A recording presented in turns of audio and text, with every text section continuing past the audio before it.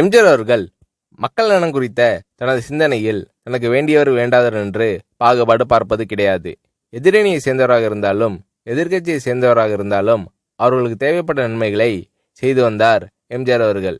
எம்ஜிஆர் அவர்களிடம் இருந்த இந்த எதிரிக்கும் அருளும் இரக்க குணம்தான் எம்ஜிஆர் அவர்களுக்கு எதிர்க்கட்சியினரிடமும் நல்ல பெயரை பெற்றுத்தந்தது.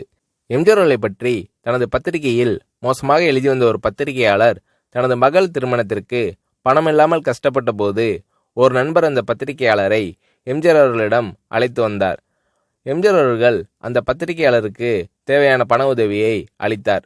பத்திரிகையாளர் பணத்தை பெற்றுக்கொண்டு சென்ற பிறகு எம்ஜிஆர் அருகில் இருந்த ஒரு உதவியாளர் எம்ஜிஆர் அவர்களிடம், அண்ணன், அவன் உங்களை பற்றி எவ்வளோ மோசமாக எழுதியிருக்கான், அவனுக்கு போய் நீங்கள் உதவலாமா என்றார்.